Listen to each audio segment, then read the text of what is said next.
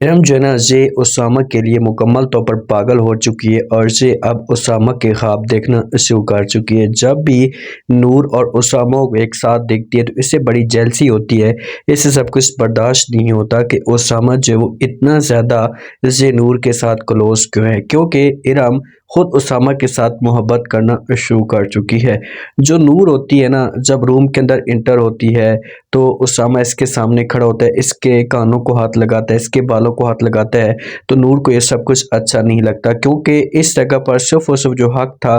یہ فؤاد کا حق تھا۔ تو اسی وجہ سے نور تھوڑی سی جو وہ کٹن محسوس کرتی ہے اور اسامہ کو کہتی ہے کہ پلیز چھوڑے مجھے اور جانے دیں۔ اسامہ اندر چلا جاتا ہے سیٹ پہ، نور بھی اندر جاتی ہے تو اسامہ اس کے پاس بیٹھ جاتا ہے اور یہ نور کے ساتھ بات کرنا شروع کر دیتا ہے۔ نور کو کہتا ہے کہ دیکھیں نور، کہ آپ نے جو مجھے حق بھی یہ نہیں دیا کہ میں آپ سے ناراض ہوں، آخرکار آپ ایسا میرے ساتھ کیوں کری؟ تو آگے سے نور جواب دیتی ہے، اسامہ کو کہتی ہے کہ آپ کو بھی اس بات کا پتہ لگ جائے گا کہ آپ کو کس سخی کے ساتھ واسطہ پڑا ہے جو آپ کو اپنے پاس تک نہیں آنے دیتی۔ دیکھیں کہ نور جو کچھ بھی کاری ہے اسامہ کے ساتھ، یہ کسی حد تک غلط کاری ہے، لیکن ایسے ان دونوں کے بیچ میں جو معاملات ہوتے ہیں اس سے بہتر ہونا شروع ہو جاتے ہیں، اور اسامہ جو ہوتا ہے اس سے نور کو پھول بھی گفٹ دیتا ہے۔ جب نور کو پھول گفٹ دیتا ہے تو پھر نور کے چہرے کے اوپر مسکراہٹ آ جاتی ہے۔ اب نور اپنے آپ کو ایڈجسٹ کر رہی ہے اسامہ کے ساتھ، لیکن ایک اور لڑکی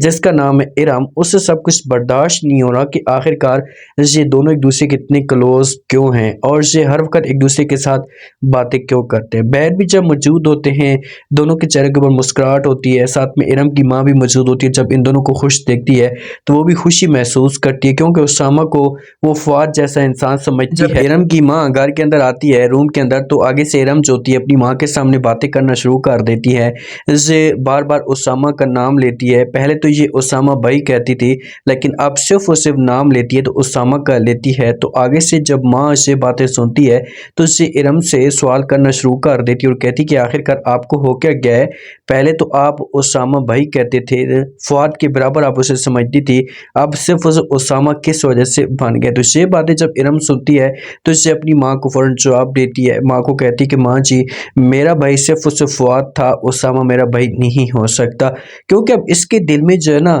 منافقت تو آ چکی ہے۔ جہاں پر ماں ایسے پوچھے گی ضرور، اس سے کہے گی کہ بھائی کیا وجہ ہے، اسامہ بھائی آپ کے کیوں نہیں ہیں، آپ اسے کیوں بھائی نہیں سمجھنا چاہتی؟ تو اسے باتیں ارم سنے گی تو اسے باتوں کو گھمانا شروع کر دے گی، یہ اسامہ کی برائیاں شروع کر دے گی۔ اب رات کے وقت جب بھی اسامہ لان کے اندر موجود ہوتا ہے تو اس کے پاس فوراً پہنچ جاتی ہے، اسٹڈی کے بہانے گپ شپ کرتی ہے، وقت اس کے ساتھ گزارتی ہے۔ تو نور جب یہ سب کچھ دیکھے گی تو ایسا نور کو جنم و شک بھی ہونا شروع ہو جائے گا۔ اسامہ کے ساتھ الشبہ کی بھی ملاقات ہوتی ہے، اور جب ارم کے ساتھ ملاقات الشبہ کی ہوتی ہے تو نور جو ہوتی ہے اسے ارم جو ہوتی ہے اسے الشبہ کے معاملے پہ بات کرتی ہے، تو الشبہ جو ہوتی ہے ساری کہانی بتا دیتی ہے اور کہتی کہ جس حساب سے اسامہ نے میرے ساتھ بے وفائی کی ہے تو یہ سب کچھ سہنا میرے لیے بہت مشکل تھا۔ میں صرف اور صرف جو وہ محبت کرتی تھی اسامہ کے ساتھ اور میرے بڑے خواب تھے، لیکن جو کچھ بھی میرے ساتھ اسامہ نے کیا تو اس کے بعد اب میں تکلیفیں برداشت کرنا شروع کر چکی ہوں۔